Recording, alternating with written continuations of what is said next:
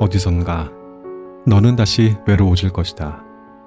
너는 또다시 소수의 편에 서게 될 것이다. 하는 속삭임이 들리는 듯했다. 하지만 너는 택해야 한다. 그 고독을, 그것이 참된 것이라면. 아득하고 슬픈 바람이 미지근하게 불어왔고 계속해서 불어왔다.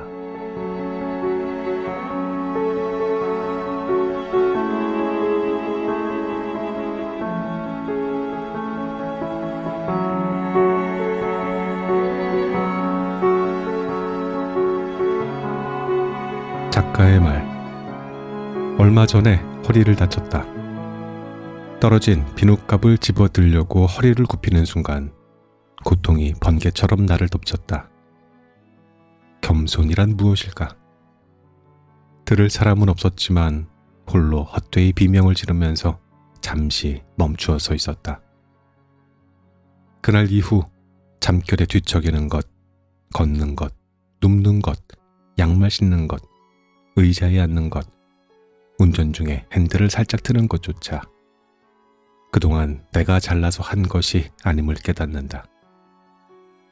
내 몸의 잔 근육, 온몸의 연결 상태를 고통이 비춰준다. 어찌 보면 참으로 복된 고통이다. 예전과 달라진 점이 있다면 마치 전과 23번이라도 된 듯이 내가 고통의 수갑을 반항하지 않고 묵묵히 잔다는 것이다. 뼛속까지 동의하느냐는 다른 문제이다. 오늘 내내 생각했는데 야복 강가에서 천사를 만나 축복해달라고 떼쓰던 야곱이 나였다. 아마도 곧 나도 환도뼈를 다치고 커다란 축복을 얻겠지. 이 책을 쓰는 동안 또 한 사람의 부고를 받았다. 나와 동갑인 신부님이었다. 그가 암 투병을 한다는 소식을 들은 것이 지난 여름이었다. 내가 우리 집 사진을 보내드리며 어서 나와서 놀러 오시라 했더니 꼭 그럼하고 약속하며 그는 덧붙였었다. 저를 위해 기도해 주시겠어요?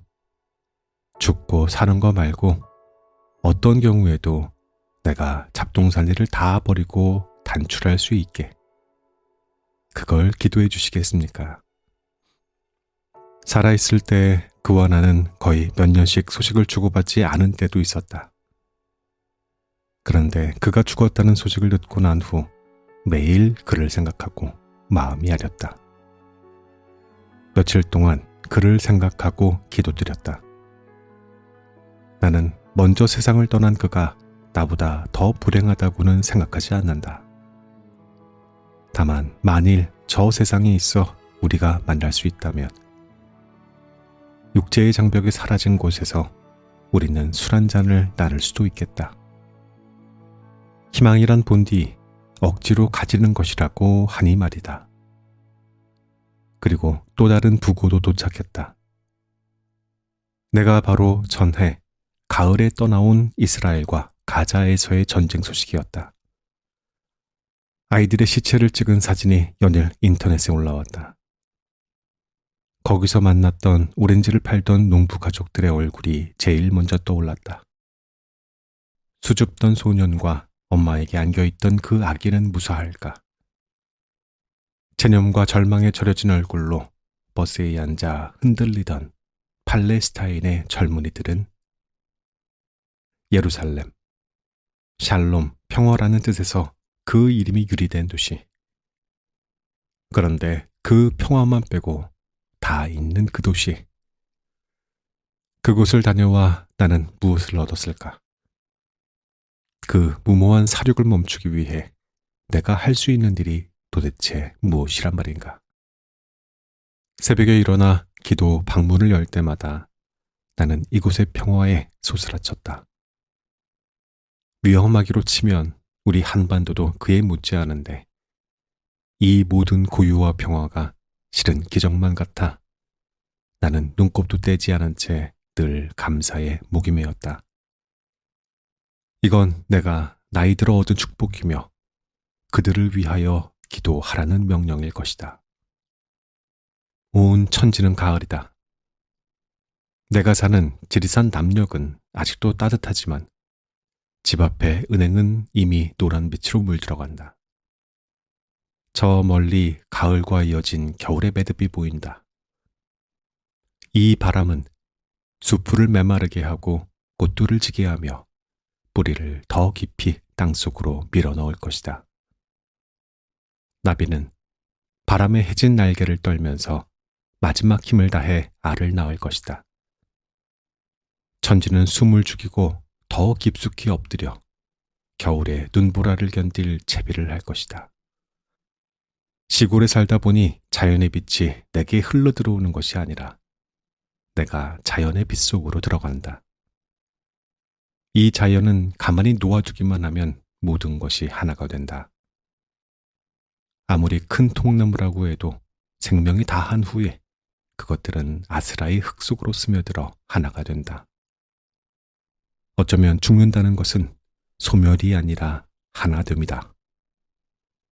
그러나 사람이 만든 것은 아무리 작은 것들도 자연과 하나가 되지 못하고 영원히 썩지 않은 채 자기 자신으로 남는다. 그것들이 포기하지 않는 것은 그 본질이 아니라 껍질이다. 그래서 그것들은 저 넓은 바다까지 흘러들어가 미세 플라스틱이라는 이름으로 떠돌아다닌다. 사람이 만든 것들에 둘러싸여 있으면 그래서 외로웠나 보다. 도시에서 그 많은 사람들 사이에서 그 많은 건축물들의 아름다움과 화려함 속에서도 나는 오래된 목욕탕의 굴뚝처럼 외로웠다. 그런데 이 정막, 이 침묵, 이 자연 속에서 나는 외롭지 않았다. 저 나무, 산, 바위, 그리고 바람과 구름들. 우리 집 강아지 동백이와 자태가 아름다운 들고양이들조차 에덴의 신성을 간직하고 있는 듯했다. 그들은 껍질의 허망함을 아는 듯했다. 그들은 도시에서 헤매다가 하늘이 주신 신성을 다 잃어버리고 누더기가 되어 돌아온 나에게 그것들을 한 숟가락씩 먹여주는 듯했다. 이곳에서 내가 혼자였지만 혼자가 아닌 까닭이 그것이었다. 가을이 떠나고 있는 뜰에 앉아 나는 섬진강과 이 세상을 바라보고 있다. 마지막 가을에 햇볕이 쏟아져 내리는 나무 데크에 붉은 고추를 말린다. 동백이는 양진역에서 잔다. 난간에는 흰 리넨 이불보가 지난 여름의 자취를 떨구며 아주 작게 바람에 나부끼고 있다. 아까부터 이상하고 아름다운 향기가 달콤한 바람에 실려와 고개를 들어보니 금목서의 꽃들이 벌써 노랬다. 가끔 새들이 울 뿐 아무도 오지 않는 집 앞. 35년 된 팽나무 밑 빈 햇빛이 거기에도 내리쬐고 있다. 가끔씩 오는 택배 트럭조차도 먼 봉우리에서 이리로 오는 바람소리를 닮아간다. 모차르트조차 버거워 나는 음향 스위치를 내렸다. 발목으로 내리쬐는 햇볕도 다가와 그늘로 들어섰다. 천국보다 낯설다. 나는 이미 지상을 떠나 그곳으로 온 것 같은 착시에 빠진다. 이 고요, 이 정적, 이 고독 가운데에 하느님이 헐겁게 그러나 꽉 차 계시는 듯했다. 사랑하는 나의 벗들, 그분께서는 나를 산과 바다로 인도하시고 고통의 낚싯바늘에 걸리게도 하셨다. 나는 배고픈 물고기들처럼 미끼들을 물고 아슬아슬 죽음을 비켜 여기까지 왔다. 우울하고 눈물 흐르던 시간도 있었고 불면으로 쭉 이어진 새벽도 있었다. 가장 큰 후회는 더 사랑하지 못했다는 것. 사랑을 소유로 붙여버리려던 것. 이제 나는 마지막으로 찬란한 가을볕 아래에 서 있다. 그럼에도 불구하고 사랑받았고 사랑했던 시간이 더 많았음을 깨닫는 것은 가을이기 때문이리라. 여름을 떨구는 리넨 이불처럼 나는 지난날의 나를 조용히 떨구며 생각한다. 삶은 지중해 풍 샐러드 같아. 죽음을 거쳐온 사람들, 사랑에 상처 입은 사람들, 줄인 이들과 배고픈 이들, 그리고 샘물을 갈망하는 사람들, 밤새 광야를 헤맨 사람들에게 내 책을 전하고 싶다. 그들은, 아니 어쩌면 그들만이 이 글을 이해할 수 있을 것이다. 그들이 나의 벗이다. 2023년 11월 공지영.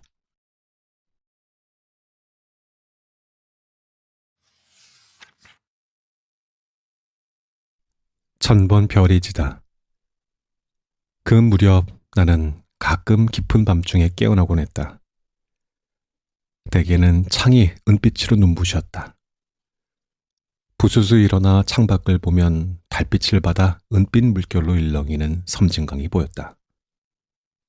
모내기를 하려고 물을 가두어 놓은 무dim이 뻘 논에도 은빛들이 출렁였다. 내가 사는 곳은 지리산 중턱, 지리산 형제봉의 등을 기대고 앞으로는 평사리 벌판과 섬진강 구비를 바라보고 있다. 누군가 밤새 손 바느질이라도 해서 펼쳐놓은 것처럼 아름다운 네모들이 83만 평의 광활한 무디미 뻘에 아침마다 초록과 브라운이 어우러진 새로운 조각배 전시회를 여는 곳이다. 나는 별일 없이 잘 지냈다. 새벽에 잠이 깨고 나면 기도방으로 가서 우선 촛불을 밝혔다. 어둠이 물러서면 밤새 내 머리맡에 놓였던 시간들의 상자가 열리고 밤새 대기를 떠돌던 찬 물방울들이 이슬로 맺혔다. 새 아침의 새벽, 천지 창조의 첫 순간처럼 여리고 고요하고 순결한 시간. 모든 것을 정리하고 섬진 강가에 정착한 지 3년이 넘게 흘러갔다. 그동안 수없이 많은 별들이 1000번쯤 뜨고 또 지고 반딧불이들이 날고 죽고 다시 태어났다. 건너편 마을의 불빛들은 늘 오렌지빛으로 희미했다. 이곳에 와서 먼 동은 새들의 지저귀으로부터 터온다는 것을 나는 알았다. 어둑하고 좁은 골방에서 새벽 기도를 하고 있으면 창밖에서 새들이 노래하는데 이상하게도 창은 아직 어두웠다. 하지만 일어나 창문을 열고 고개를 내밀면 멀리서 희미하게 반드시 동이 터오고 있었다. 나는 이 시간의 여행자, 여정의 종착지를 안다. 서울 집을 처분하고 이삿짐을 싸서 완전히 이곳으로 내려오던 날, 나는 아이들에게 문자를 보내 내가 죽으면 화장을 해서 뒤뜰의 성모상 곁 동백나무 아래에 뿌려달라고 미리 유언까지 해둔 터였다. 그 문자를 받고 갑자기 아이들이 난데없이 빠른 답장을 보내오고 생전 안 하던 안부를 묻길래 비식 웃었던 적도 있다. 아이들이 너무 걱정할까 싶어 지금 말고 나중에 라고 말하려다 말았다. 그걸 누가 알겠는가. 나는 10대 이후로 죽음에 대해 거의 하루도 잊은 적이 없다. 어려운 일이 닥치거나 선택을 해야 할 때, 하다못해 이사를 할 때에도 나는 이곳에서 생을 마쳐도 좋은가 하고 스스로에게 묻곤 했다. 지금도 날마다 한다. 이렇게 하고 죽어도 좋은가? 혹은 이것이 너의 마지막이어도 후회하지 않을 텐가 하고. 그렇기에 나에게는 지금 이 한순간들이 너무나 소중하다. 그리고 생의 각 순간들도 그랬다. 그렇지 않았을 때에도 있었는데 그건 대개 내 생이 나쁘게 흘러갈 때였다. 아마도 남들에게 몰라 요새 정신없이 바빠 라고 말하던 때였을 것이다. 하지만 정신이 좀 나서 너의 마지막이 이래도 좋은가 하고 질문을 던졌을 때 나는 대개는 지금 다시 돌아봐도 올바른 결정을 내리곤 했다. 혼자서 뭐하고 지내요? 하고 물으면 나는 가볍게 네, 저는 죽음을 준비하고 있어요. 라고 한다. 사람들은 못 들을 소리라도 들은 듯 소스라친다. 그리고 행여 자살이라도 하려는 여자를 보듯 내 기색을 살피다가 내가 많이 명랑해 보이는 것을 확인하고는 약간 의아한 표정으로 바뀐다. 그들이 더 물으면 그것에 대해 나는 할 이야기가 많을 테지만 대개 사람들은 죽음에 대해 아무도 더는 입을 열지 않는다. 내가 거의 평생에 걸쳐 죽음을 그토록 의식하는 건 그것이 공평하게도 모든 인간에게 오기에 얼결에 떠나고 싶지 않아서이기도 하지만 그보다 더 중요한 이유는 다른 데 있다. 그것은 대개 죽음의 질이 삶 전체의 질을 결정하기 때문이다. 평생을 정직하게 그리고 타인을 위해 고생까지 하며 살아왔지만 안 좋은 일에 연루되어 모든 걸 포기하고 스스로 죽은 지인들이 있다. 이들은 그럼으로써 살아왔던 삶 전체를 무효로 만들어버리고 말았다. 그 죽음은 그 자신은 물론 주변 사람들에게도 영영 회복의 기회를 주지 않았으며 그를 사랑했던 우리에게도 큰 상처를 주고 말았다. 그 반대도 있다. 역사적으로는 예수 오른편에 매달려 같이 사형당한 도둑이 그렇고 지금 내가 20년째 만나 함께 미사를 드리고 빵을 나누는 사형수들이 그렇다. 그러므로 죽음이야말로 혹은 그 죽음 직전 우리의 자세야말로 어쩌면 생을 두고 우리가 가장 의식해야 할 소중하고 조심스러운 순간일 것이다. 그러니 죄 많은 내게는 희망도 있다. 가톨릭의 격언처럼 성인에게는 과거가 있고 죄인에게는 미래가 있다. 살수록 신기한 것은 이 나이가 되도록 여전히 처음이라는 것이 존재한다는 사실이다. 하늘 아래 새로운 것이 없다지만 하늘 아래 똑같은 것도 실은 없다. 어제 그 하늘이 오늘의 저 하늘은 아니다. 사람들이 여전히 그것을 섬진강이라 부른다 해도 어제 그 강물이 오늘 저 강물은 아니며 수만 년 동안 남들이 한 그 사랑이 내 첫사랑은 아닌 것이다. 나는 이곳에 와서 그냥 자연에 맞춰 살아보고 싶어서 아침 시간에 알람을 사용하지 않았다. 글쓰기와 육아 혹은 강연이나 행사 같은 모든 의무를 벗어버리고 온전히 그냥 살아보고 싶어서였다. 돈을 벌어야 한다는 의무, 밥을 해줘야 한다는 강박을 모두 벗어던질 수 있는 것. 그것이 시골에서 혼자 사는 것의 미덕이다. 생활비가 반 이하로 줄었다. 해 뜨는 시간이 빨라지면 내 기상 시간도 빨라졌다. 먹고 싶을 때 먹고 눕고 싶을 때 눕는다. 겨울이 되면 내 잠도 길어지는 것은 물론이었다. 다만 침대 곁에 동쪽 창이 밝아오면 나는 더 누워 있을 수가 없다. 오늘에 대한 설렘 때문이다. 오늘 나는 무슨 처음을 맛볼까? 오늘은 어떤 꽃이 새로 피고, 오늘은 어떤 싹이 새로 돋고, 오늘은 어떤 구름이 어떤 바람을 타고 내 곁을 스칠까? 그것은 모두 처음이 될 것이고, 이 처음은 내가 맛볼 마지막 처음일 것이기에 이 단어를 쓰고 있자니 다시 설렌다. 설렘을 가진 나는 얼마나 행복한 사람인지. 대가족의 막내로 태어난 나는 평생을 혼자 있어 본 일이 없었다. 태어나 보니 할아버지, 할머니, 엄마, 아빠, 언니, 오빠, 게다가 봉순이 언니까지 있었고 삼촌과 이모들이 자주 우리 집에 머물렀다. 그래서였을까? 나는 늘 혼자인 것이 두려웠다. 두려웠기에 한 번도 그래 보지 못했고 그래서 공포는 더 커졌다. 가져갔을지도 모르겠다. 이 세상의 모든 시와 노래도 혼자인 것은 외롭고 서럽고 힘든 일이라고 했으므로 별로 의심할 필요조차 없었던 것은 아닐까. 게다가 삶의 경랑 속에서 나는 혼자일 수 없었다. 22살에 첫 결혼을 했고 우선 아이들, 그리고 지금은 남이 된 가족들과 함께였다. 한참 아이들이 클 때에는 도우미 아주머니도 있었다. 잠시 말고, 곧 돌아가야 하는 것 말고, 곧 돌아오거나 좀 있다가는 반드시 돌아올 가족도 없이, 정기적으로 방문하는 도우미 아주머니도 없이 온전히 혼자란 이번이 처음이었다.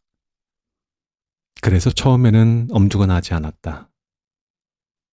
우선 서울과 하동을 오가며 살기로 했다. 이곳은 그냥 내려와 쉬는 곳으로 삼고자 했던 거다. 어느 날인가는 시내에서 일을 보고 서울집으로 갔는데 집에 아무도 없었다.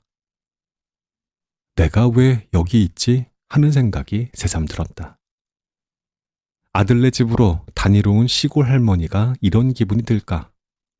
그런 생각도 났다. 그날 자려고 누웠다가 나는 결국 벌떡 일어나고야 말았다. 밤늦게 밤운전을 하지 않는다는 금기를 깨고 섬진 강가로 돌아왔다. 서울 집에는 다 크긴 했지만 아이들도 있고 고양이들도 있었는데 여긴 아무도 없었다. 그땐 아직 우리 강아지 동백이도 내게 오기 전이었다.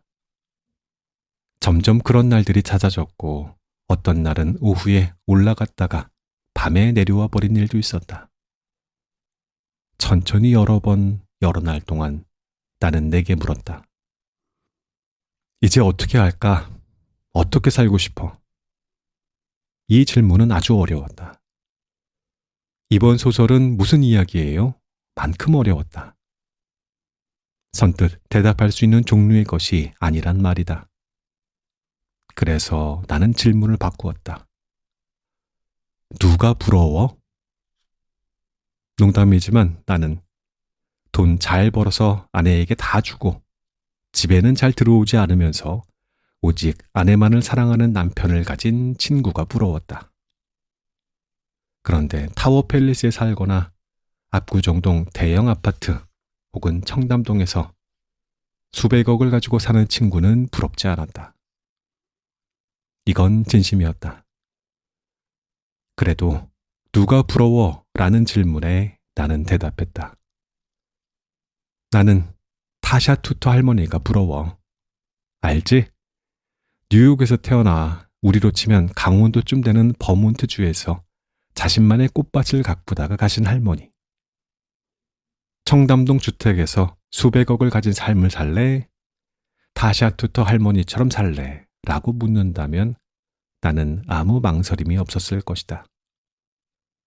나에게는 통장에 숫자로 존재하는 돈 같은 것보다 오늘 내 앞에서 향기로이 피어나는 꽃송이들이 더 소중했다. 아직도 철이 없어서이기도 할 것이다. 사람들은 곧장 나를 그렇게 비난하곤 하니까.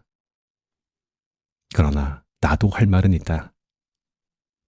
나는 늘 생각하는 것이다. 이게 마지막 날일지도 모른다고. 물론 내겐 넌 어느 때 행복해? 하고 물어본 사람은 없었다. 질문이 없으니 대답도 없었다. 그런데 코로나가 창궐하여 내 모든 일정과 계획이 취소되고 더구나 날이 가도 코로나가 사라질 기약이 없어지고 그래서 어쩔 수 없이 한적했던 그해 봄, 삶이 내게 물었다. 대답해봐. 정말이지. 어떤 때에 너는 진심으로 행복하니? 그것은 약간의 충격을 내게 안겨주었다. 내가 평생을 두고 행복하기를 원한 것은 사실일 것이다. 평생을 열렬히 그러기 위해 노력한 것도 진심이었다. 그러나 이러한 질문을 나 자신에게 처음으로 구체적으로 하다니 나는 그것이 더 충격적이었다. 작가라면서 남들보다 더 많이 느끼고 생각한다면서 어떻게 스스로에게 이러한 질문을 처음 할 수가 있을까? 그토록 행복을 원하고 그토록 행복해지고자 노력했으면서 남들이 그러는 거 말고 오직 나에게 있어서 구체적인 행복은 무엇인지 나는 진심으로 고민해보지 않았다. 우선 나는 대학 졸업 이후 내내 가장이었다. 돈을 벌기 위해 글을 썼고 차례차례 터지는 아이들의 문제를 해결해야 했고 소떼에게 쫓기듯 불행에게 쫓겨다녔다. 안전한 골목으로 들어가 멈추어 서서 숨을 고르고 행복이란 무엇인가를 생각할 여유 같은 것은 없었다. 오히려 내게는 어떻게 하면 불행해지지 않을 수 있을지가 더 절박했던 것 같다. 불행해지지 않는다와 행복하다는 엄연하게도 다른 말이 아닌가. 나는 그저 막연하고 무책임하게도 그냥 세상 사람들이 행복하다는 것을 알면 나도 행복할 거라 믿었던 것 같다. 성실한 남편과 착한 아이들을 두고 내 글을 쓰면 행복하다고 말이다. 그러나 다행히도 그러한 일은 내 인생에서 일어나 주지 않았고 코로나로 모든 것이 멈추자 비로소 내게도 차례가 왔다. 나는 소떼에게 쫓기다가 비로소 좁고 인적 드문 골목으로 들어선 나그네처럼 나 자신에게 물었다. 대답해봐. 정말이지. 어떤 때 너는 진심으로 행복하니? 혹은 행복했니? 이 느리고 끈질긴 질문은 어쩌면 코로나가 내게 준 선물이었다. 안 그랬다면 서울에서 연이어 행사나 이벤트 혹은 강연이 있었을 것이고 나는 스케줄에 맞추어 오르내리며 쉬고 싶다, 쉬고 싶다 중얼거렸을 뿐 결코 나 자신에게 이러한 질문을 하지 못했을 것이다. 실제로 팬데믹 첫 해에 스페인의 국립대학교인 마드리드 콤플루텐세 대학교 한국학과에서 1년을 방문자로 지내기로 한 계획도 무산되었다. 이곳에서 자동차를 정리하고 비행기표까지 예약한 뒤 팬데믹이 일어났다. 만일 그리로 떠났다면 내 삶은 또 다른 방향으로 선회했을 것이다. 두고두고 느끼는 것이지만 나는 이럴 때 삶이 참 신비롭다. 돌아보니 나는 생을 두고 행복하다 느꼈던 때가 많았다. 사춘기 시절 처음 내 방을 가졌을 때, 작가가 되어 내 이름이 박힌 책을 받아들었을 때, 사랑하는 사람과 여행을 떠나 수줍은 청혼을 받아들였을 때, 프랑스 바닷가 작은 모텔에서 아침으로 갓 구운 홈메이드 바게트를 침대로 배달받아 따끈한 그것이 바사삭하는 소리를 들었을 때, 그리스 산토리니 섬, 석양이 지는 절벽 위 멋진 레스토랑에서 향이 깊은 포도주를 한 모금 막 입술에 가져갔을 때, 다 큰 아이들이 어버이날 처음 현금 봉투를 내밀었을 때, 소설 도가니의 모델이 되었던 희생자 아이들이 새 보금자리를 찾았을 때, 서울 시내 대형 서점 저자 사인회 2시간이 지났는데 아직도 줄이 길고 한 명 한 명 다가온 독자들이 선생님 때문에 제 인생이 변했어요. 정말 감사해요. 하며 나를 울렸을 때. 그런데 언제가 행복해? 혹은 행복했어? 라는 질문에 내 머릿속에 뜻밖의 풍경이 떠올랐다. 어느 늦은 여름의 저녁, 나는 당시 주말집으로 사용하던 평창의 시골집에서 아직 어렸던 아이들을 아주머니 편에 먼저 서울로 보내고 밀린 원고를 쓰려고 혼자 남아 있었다. 한적한 일요일 오후였을 것이다. 된장국에 넣을 아욱을 따고 가지와 애호박, 풋고추와 상추를 딴 바구니를 들고 텃밭 울타리를 나와 집 쪽으로 몸을 돌리던 어떤 순간, 그 순간이 지치지도 않고 머릿속에서 여러 번 떠올랐다. 내가 삶에게 대답했다. 뜻밖에도 바로 그 순간, 아직 된장찌개가 다 끓지도 않고 가지는 요리되지 않았고 애호박도 볶아지지 않았던 그 순간, 써야 할 글은 내 머릿속에서 형상을 찾지 못한 채 안개 속처럼 희미하던 그 시간. 그래도 텃밭에는 내가 키운 푸성귀들이 푸짐했고 그것들을 하나하나 따서 돌아서는 찰나. 아이들을 다 보내고 오직 혼자였던 어스름의 그 찰나. 그 평범한 시골의 풍경을 지닌 찰나가 베스트셀러 작가라는 타이틀을 두르고 사랑했던 사람과의 추억을 밀치고 산토리니와 프랑스 노르망디 해안을 물리치고 월계가를 쓰고 있었다. 이 글을 쓰는 지금 이 모든 것을 다시 돌아봐도 내게 있어 그것은 참이다. 생각을 끝까지, 아주 끝까지 밀어붙이면 결론은 늘 단순하다. 이것은 신비롭다. 그리고 언제나처럼 질문의 끝이 삶의 안반에 도달하고 나면 기초를 쌓아 올리는 일은 그리 큰 문제가 되지 않는다. 나는 서울집을 처분하고 완전히 이곳으로 이주했다. 섬진강가 15평짜리 농가를 떠나 악양벌이 내려다 보이는 옆 동네의 터를 봐두고 집을 짓기로 결정했다. 그리고 그때 또 몇 가지 일이 동시에 일어났는데 하나는 페이스북과 트위터 등 SNS를 그만두게 된 것이고 또 하나는 글쓰기를 완전히 그만둘까 하는 고민을 시작한 것이다. 평생 처음 있는 격변이었다. 그 무렵 나를 방문한 친구가 외롭지 않니? 하고 물었다. 이미 이러한 질문을 여러 번 들은 나는 대답이 준비되어 있었다. 말이지. 모차르트 피아노 협주곡 23번을 들을 귀가 아직 싱싱하고 신기하게도 마음속에 한 줄기 섬진강이 지치지 않고 흘러가고 있어. 세상의 어떠한 자들도 빼앗아가지 못하는 푸르고 그 청정한 물줄기 말이야. 가끔 내 한숨과 눈물이 보태지기는 하지만 그런데 나는 약간 울먹이다가 단순하게 대답하고 말았다. 나는 좀 고요하고 싶어. 이 질문과 대답은 화두처럼 내게 남았다.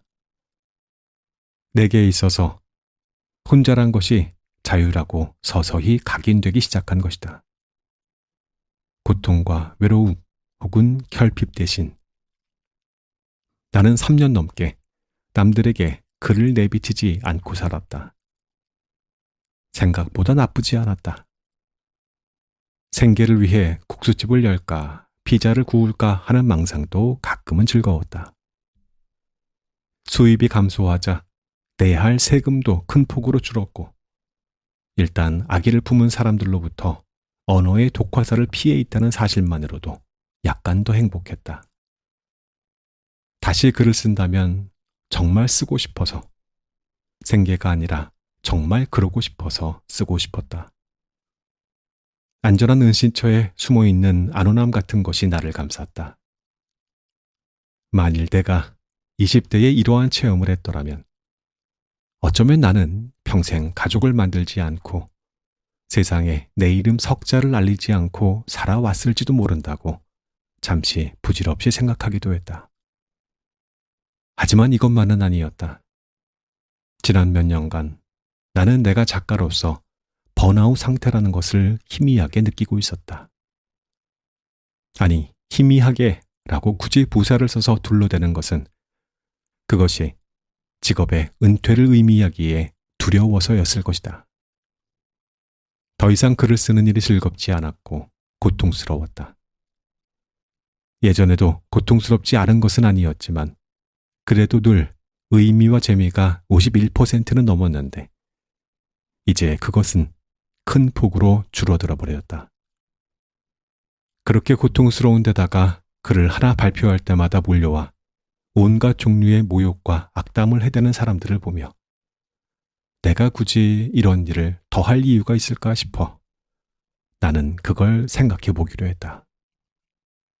글을 써야 한다는 생각을 내려놓고 완전히 처음부터 새로 시작하고 싶었다. 만일 글을 쓰지 않고도 행복할 수 있다면, 생계도 어느 정도 다른 것으로 대체할 수 있다면 아무 미련이 없을 것 같았다. 늘 위기 때마다 하는 생각이었지만 태어나 열심히 살다 보니 작가가 된 것이지 오직 작가가 되려고 살고 있는 것은 아니었다. 시장에서 국밥을 팔아도 내게는 생이 의미 있을 수 있었다. 하지만 이건 평생 처음이었다. 글을 쓰지 않고 살 수 있다는 생각. 내가 글을 떠날 수 있다는 생각 말이다. 한 번은 마당에서 호미질을 하고 있었다. 아직 싹들이 돋지 않고 꽃들이 피어나지 않은 차가운 봄이었다. 사방은 고요했다. 이른 봄의 새들이 가끔씩 요란스레 울었다. 땅에 쭈그리고 앉은 내 온몸은 흙투성이, 등에서 10개 땀이 흐르는데 문득 행복했다. 고요한 행복이었다. 천국 생각이 났다. 원래 내 상상 속에서 천국은 마치 초특급 호텔 리조트처럼 아름다운 나무와 색색의 꽃들이 핀 곳이었다. 잔잔한 냇물이 흐르고 야자수가 늘어지고 사슴이나 토끼가 뛰놀고 게다가 고양이들도 게으르게 노니는 푸르른 잔디가 끝없이 펼쳐진 곳. 잔디에 잡초 하나 없는 곳. 만일 호미질을 굳이 해야 한다면 그건 다 남이 하는 그런 곳이었다. 그런데 내가 누런 풀만 가득한 정원에서 호미질을 하면서 천국을 생각하다니 약간 의아했다. 우선 천국이 이렇게 누럴 수가 있을까 싶고 천국에서 호미질도 하나 싶었던 거다. 그런데도 나는 이상하고 지극한 어떤 행복감에 사로잡혀 있었다. 그래서 나는 생각했다. 천국보다 낯설다. 그 무렵 한 후배가 나를 찾아왔다 떠났다. 내가 어쩌면 영영 글을 쓰지 않을지도 모른다고 하자 그녀가 서울로 올라가는 기차 안에서 내게 문자 메시지를 보내왔다. 맨날 흔들리고 치이는 저 같은 사람들에게 위로와 용기를 주는 말을 좀 해주세요. 삶이 너무나 공허하고 버거워요. 함께 있을 때에는 내색하지 않아 눈치채지 못했는데 자신의 분야에서 어느 정도 경력을 쌓은 그녀가 맨날 흔들리고 치이는 이라고 하자 가슴이 약간 먹먹했다. 며칠 동안 그 말이 떠나지 않았다. 맨날 흔들리고 치이는. 오래전에 내가 떠올랐다. 이곳에 와서 혼자 사는 기쁨에 취해 나는 그 시절을 잊고 있었다. 얼마나 울었는지, 얼마나 헤매였는지, 여기가 죽어서 간다는 그 지옥이구나 싶은 시간도 있었다. 외로움을 견디지 못하고 초대받지 않은 자리에 끼어들었던 많은 날들도 있었다. 남들이 얘는 그만 갔으면 하는 눈치를 주는 것도 모른 척 참으며 가장자리에 겨우 앉아있던 모임도 있었다. 오래된 일이다. 빈사 상태에 이른 영혼이 비상벨을 울려대자 구원, 아니 도움은 내 안에서 온다는 것도 모르고 끈질기게 밖에서 구원을 찾으려고 저작거리를 기웃거렸던 날들. 이젠 그 기억도 희미해서 마치 전생의 일 같기도 해 싶었다. 그런데 그녀가 그 말을 남기고 떠나자 오래된 내 어리석고 비참했던 젊은 날들이 가끔씩 나를 찾아왔다. 나는 설거지를 하다가 꽃을 심다가 섬진강을 보며 서 있었다. 하지만 이것도 내가 다시 글을 쓰려고 마음먹고 이 책을 시작하게 된 동기의 다는 아니었다.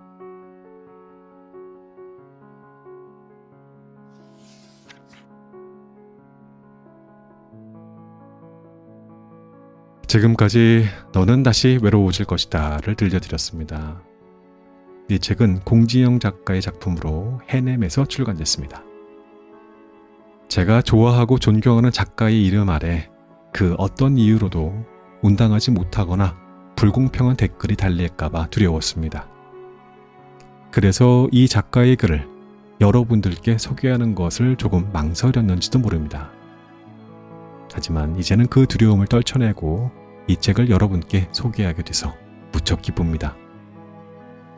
방금 들려드렸던 1000번 별이 지다는 이 책의 첫 챕터입니다. 출판사로부터 이 챕터를 들려드릴 수 있다는 허락을 받은 그 순간 그 기쁨이 아직도 생생합니다.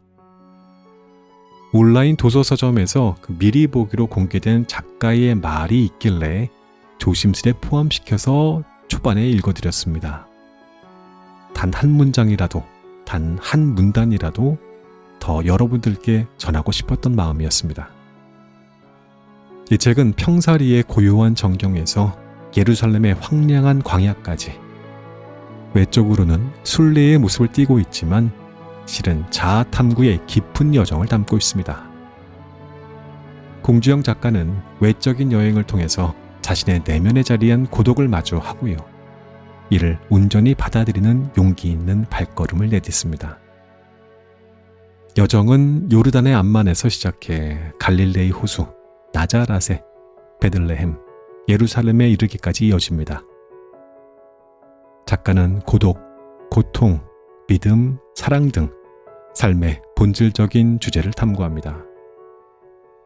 이 과정에서 우리는 종교적인 배경과 관계없이 인간 본연의 고뇌와 성장에 대한 보편적이지만 결코 알기 쉽지 않은 이야기들을 만나게 됩니다. 순례 무렵 자신의 환갑 파티를 열어준 후배들에게 작가는 말합니다. 조금이라도 성장했다면 그것은 나이가 주는 선물이 아니라 피눈물 흘리는 고통을 견디고 넘어온 노력의 과정이다. 나이가 든다고 저절로 나아지는 것은 없다.